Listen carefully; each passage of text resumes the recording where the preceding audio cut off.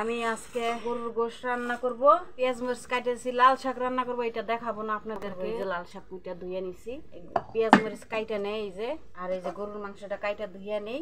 আপনারা দেখতে থাকুন। এই যে কলিজা সহ গোশ কেটে নিতাছি। আমার ছেলে আবার ব্রয়লার মুরগি খায় না, কক মুরগিটা খায়। কক মুরগি ঘরে নাই, তাই ভাবলাম একটু গরুর গোশই রান্না করি, অল্প একটু রান্না করে দিব। এই জানি দুইবার খাইতে পারে। এই কড়াই গরম হয়ে গেছে, এখন তেল দিয়ে দিব। আমি নিত্য নতুন কাজগুলো করি, আমরা যা রান্না খাই এটাই আপনাদের মাঝে আর কি শেয়ার করি।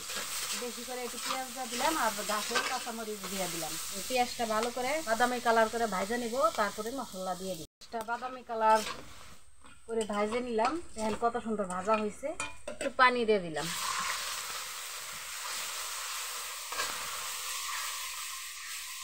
আমি গরম মশলা বাইটে রাখছিলাম, একটু কাইটে দিয়ে দিলাম। এই যে গরম মশলা বাটা, স্বাদ মতো লবণ দিয়ে দিলাম, মরিচের গুঁড়া একটু বেশি করে দিয়ে দিলাম, কারণ মরিচ আমি একটু ঝাল খাই। হলুদের গুঁড়া দিয়ে দিলাম ঠিক মতো, আর এই যে আদা রসুন বাটা দিয়ে দিলাম। প্রায় 3 টেবিল চামচ পর্যন্ত দিয়ে দিলাম। আস্তে কষাইয়ে নেব। দুটা তেজপাতা ধুয়ে দিয়ে দিলাম। আমার রান্নাটা যদি আপনাদের ভালো লেগে থাকে, আমার পাশে থাকবেন। আমাকে এমনি অনেক সাপোর্ট করছেন আপনারা, ধন্যবাদ দেওয়া ছোট করব না। তবে আমার ভিডিওগুলো আপনারা সবাই মনোযোগ দিয়ে দেখবেন। মাংসটা মশলাটা দেখেন কত সুন্দর কষানো হয়েছে। কষাই নিচ্ছি অনেকক্ষণ, বইরা কষাই নিচ্ছি। এই যে মাংসটা দিয়ে দিলাম, ডাইকা ভালো করে কষাই নিব। এই দুটা আলু কাইটে নিচ্ছি, দুটা আলু দিয়ে দিলাম। আবার একটু ঝোল দিয়ে, এই যে পানি দিয়ে কষাই নেব। ঝোল তো না, পানি দিয়ে একটু কষাই নেব। একটু পানি দিয়ে দিলাম, আলু দিলাম কাঁচা, একটু কষাই নেব।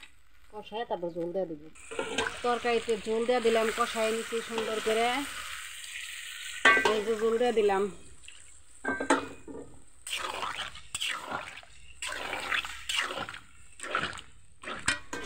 আর একটু দিয়ে দিলাম, কারণ সিদ্ধ হইব। একটু বেশি করে ঝোলটা দিয়ে দিলাম, জালটা বেশি করে দিব, সিদ্ধ হবে। সিদ্ধ হয়ে গেছে, আর একটু সিদ্ধ হবে। আপনারা আমার পাশে থাকেন, আমাকে ফলো করেন। এই যে কষায় নিলাম, 2-3 বার অফিস কেনে লাইরা দিচ্ছি। দুইটা আলু দিয়ে দিব, আর একটু পরে তোমার ঠেলায় দেখা যাবে না। এই যে দেখেন কষাই বের হয়েছে, তরকারিটা হয়ে গেছে। একটু জিরার গুঁড়া দিয়ে দিলাম। এই যে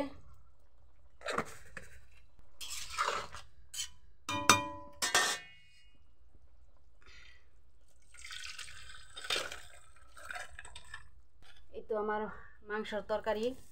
যদি আপনাদের মাঝে ভালো লেগে থাকে তা আমার পাশে থাকবেন, লাইক করেন, কমেন্ট করেন, শেয়ার করবেন। ধন্যবাদ সবাইকে। আমি আমার মাংস রান্নাটা দেখাইলাম গ্রামের মতো। যদি রান্নাটা আপনাদের মাঝে ভালো লেগে থাকে, তাহলে আমার মতো রান্না করে খেতে পারেন। সবাইকে আল্লাহ হাফেজ।